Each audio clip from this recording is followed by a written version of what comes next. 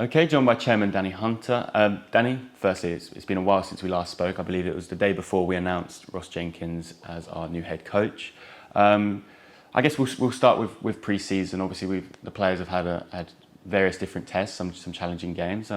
Just curious what your initial assessment of the pre-season has been so far. It's been okay.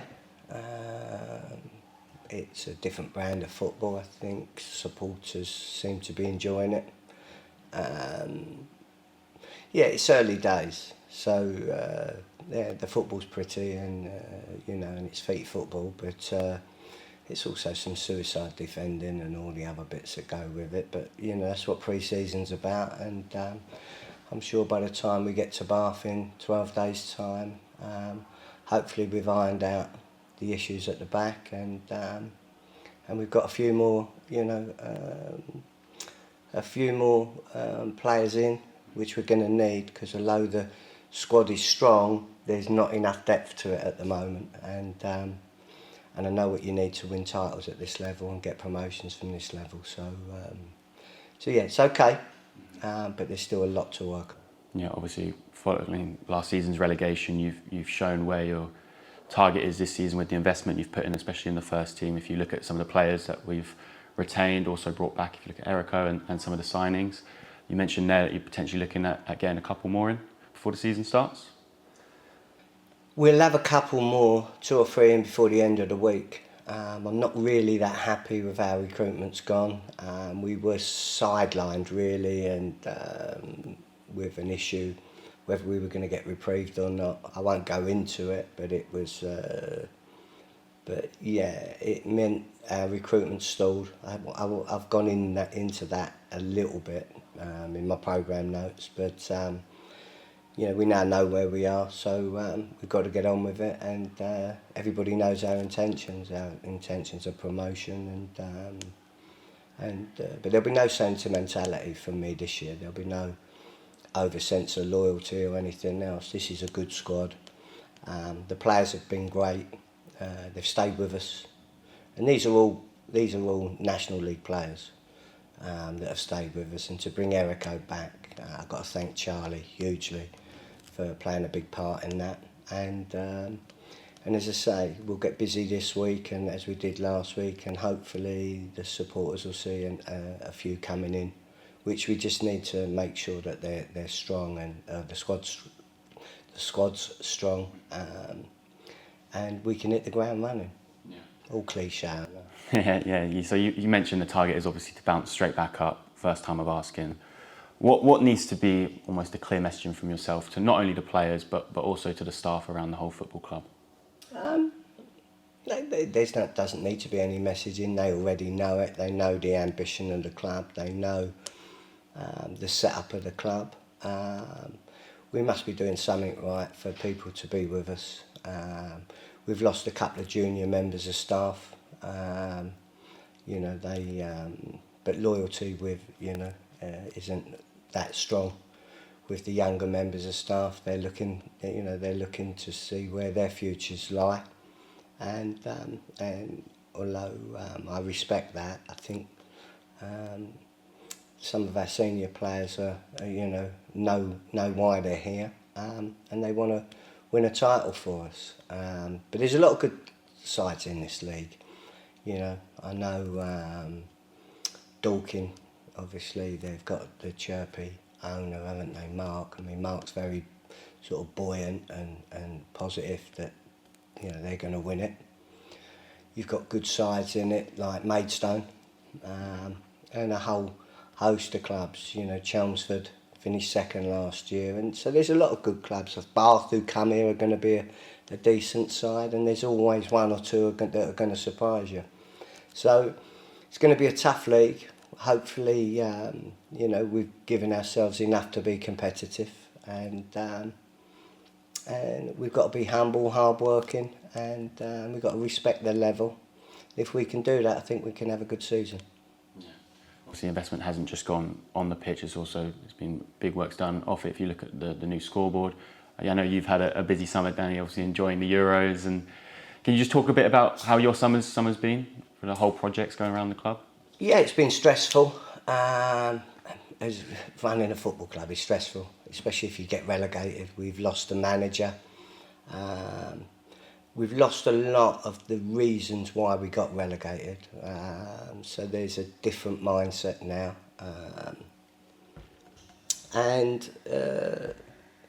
Yeah, so again, you come to this stage of the season, and you know, when you get to May, obviously there was a slight, you know, there's a slight sort of trepidation. How would it go?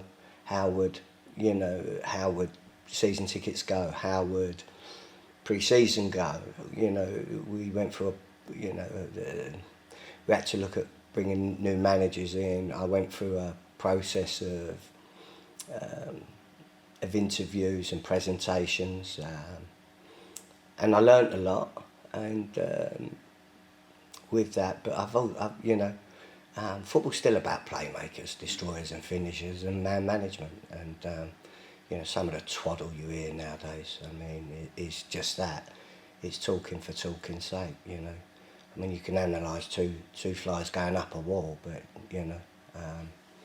but in the end, it still comes down to players and people, and I'm hoping that we've got the right type of people, the right type of players that understand what it takes to be winners. And there's a huge difference between playing pretty and playing purposeful football, and we've got to get a balance. So my summer has been stressful. The reprieve, the non-reprieve, made it even more so. So it's probably felt like a double relegation.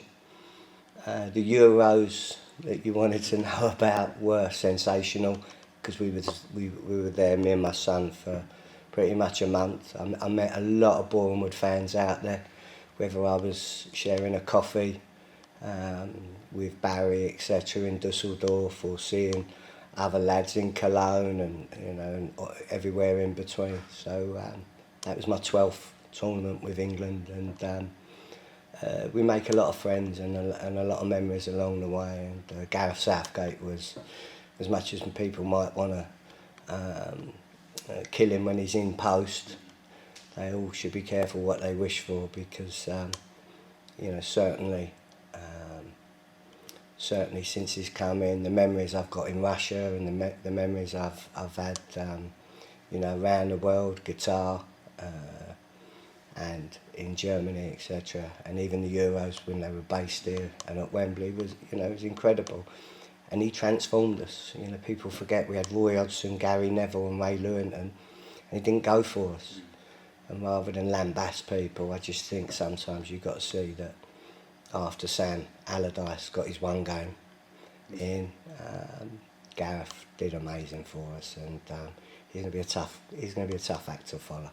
Okay, Dan, we'll bring it a bit back to this season. Obviously, we've had a bit of pre-season now, and obviously season tickets have been on sale. Obviously, following relegation, you may have expected them to go down. Has the crowds and the season tickets been a bit disappointing for you? Yeah, of course it has. But you've got the Euros, you've got all manner of things.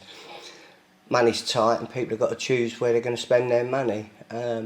We've tried to make the season tickets as cheap as pretty much all the clubs in the division. But I've also, I made a promise to the supporters, and that I'll stay full time, which I've done. But there's only so much we can do. In terms of pre-season, compared to last year, we've come in this year on a total crowd over pre-season in and around 2,500, whereas last year it was way over 9,500.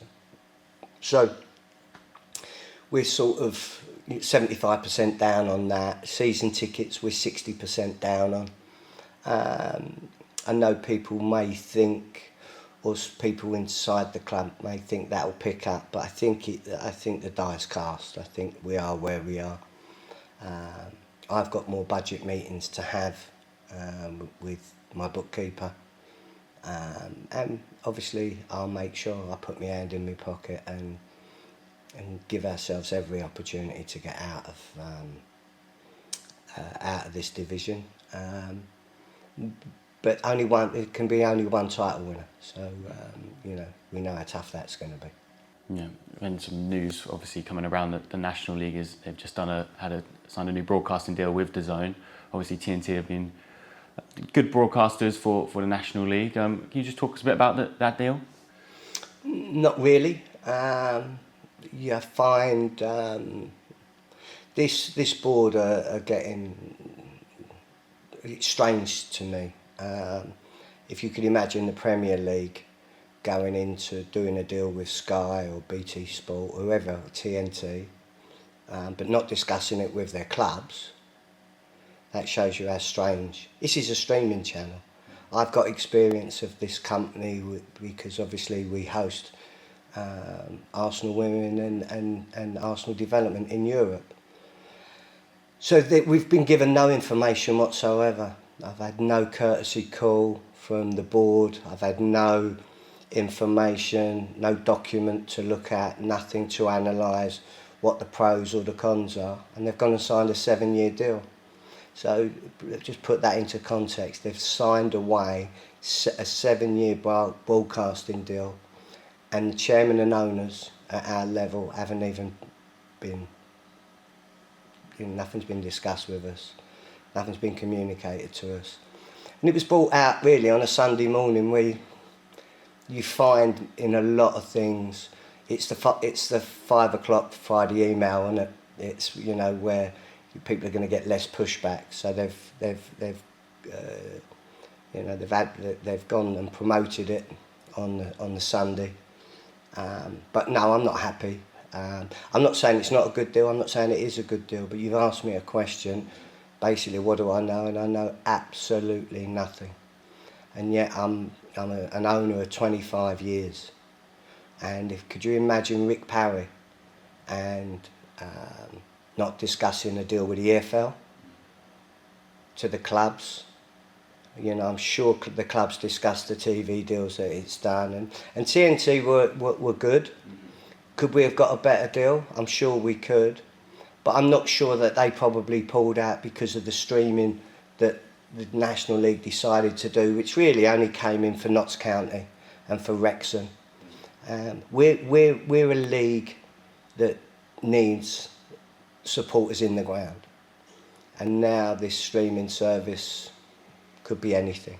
All I know is 7 years is an awful long time.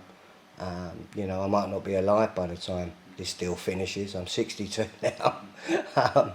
So it would have been nice to have had a phone call, maybe had a meeting with all the chairmen so we could all, in the league telling us what the benefits, because you have your upsides and your downsides, you have your pros and your cons. But I'm sure the board, with all their multi-million-pound business expertise sitting on it, which is embarrassing, maybe in hindsight should think occasionally, clubs, chairmen and owners, we know our stuff, and it would have been nice to have been consulted. Obviously, Dan, we now sit here less than 2 weeks away from the season starting. We welcome Bath City at home. You've mentioned throughout this interview there's been maybe some slight changes from staff away from the pitch as well as on it. What is the things that's needed to be done in these less than 2 weeks now before the season starts to ensure that we hit the ground running? Clarity of thought. It's all right playing pretty football.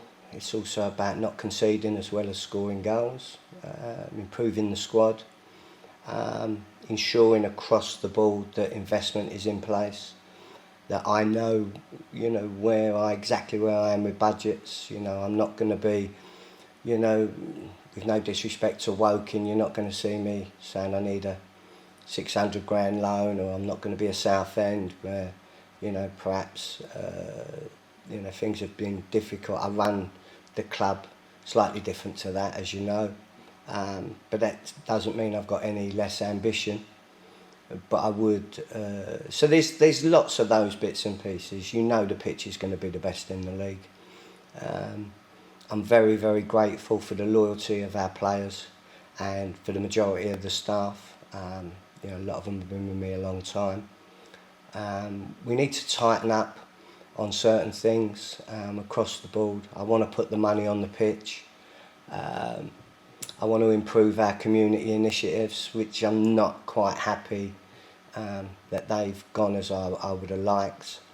So just bits and pieces like that. If you look over the last 12 months, we've built a new glass house, we've built the new scoreboards, we've completely gone through all the study suites, they've all been redecorated and done. I've improved the first team changing rooms, we've improved the Astra pitches and car parks and everything else. But that's all ongoing. I'm going to try and have work with the local authorities if I can on the south end of the ground, but that's proving difficult due to, they seem to have issues with how they're going to submit their planning application, which changes somewhat. So we can't really get going on what we need to do without them knowing what they need to do. They certainly need to improve issues in the park, with the splash parks and the muck away and all that type of stuff. And I can only react off of what they do. So they're the things that are concerning me to do.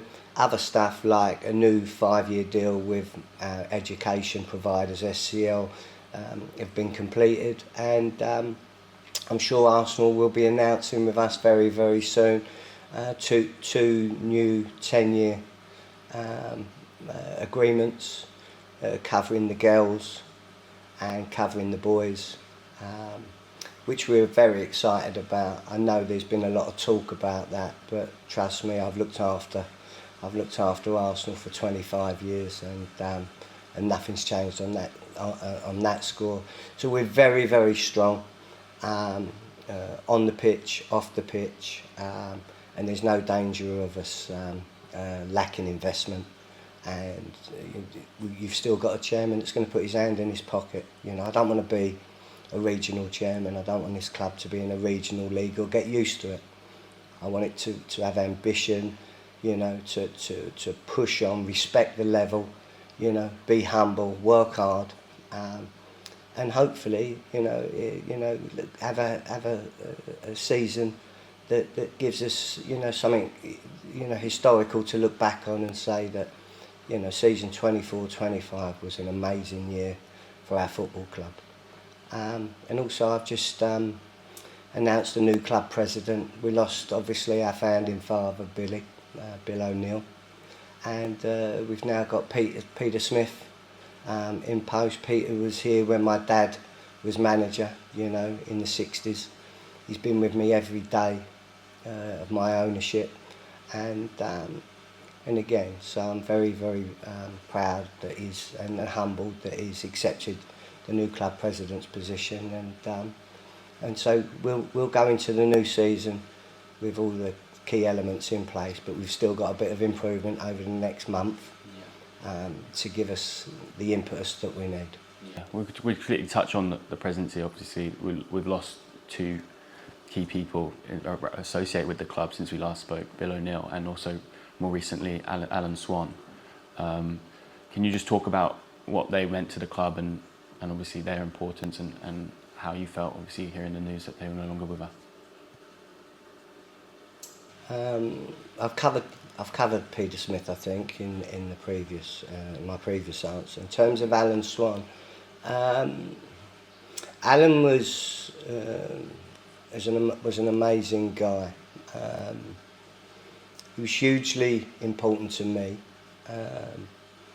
and he's helped me not just he was one of my inner circle. So, if I needed advice at times, I'd go to him, and trust me as well, he invested in the club. And he knew as they say, he knew his onions. Again, he's helped me over the years when I've needed, a bit of reassurance on one or two things. He's always been there. So to lose him is a huge blow, because it was also unexpected, So yeah, we've got Alan's wake here at the club on Sunday, which we're hoping some of our more loyal and long-serving supporters will come in, and we've got Alan's family and that here, and we'll celebrate his life as well, because it's okay to mourn, Of course it is, but there's an awful lot to celebrate, and so that'll be something that'll be bittersweet on Sunday, but it's something that needs to happen, and hopefully that'll be the precursor to us getting off and maybe having a really successful season in his honour. Just finally, Dan, obviously less than 2 weeks away from the season. I keep mentioning season tickets still on sale with nice initiatives in them as well. Have you just got a message to the Wood Army and to the Wood fans going into the new season? No, they know me, they know the club. You know, they're really happy, I think, with the facility that we're building. We're not finished yet. I still want to get down to the south end of the ground. We've got great partners, great sponsors. We've got a good side. Hopefully the manager can mould them into a side that, you know, plays winning football. So there's not really a message. If the club and the town and the community has ambition, then it needs to turn up. I can't do it on my own. They know that. The club's in a strong position, but it's going to need a crowd here for the players to react to. And we say that every year, but it's true. This year probably more than ever, because there's going to be a lot less fans at the other end. So yeah, no messaging. If we don't get support here, we won't get promoted. If we get support here, we've got a chance.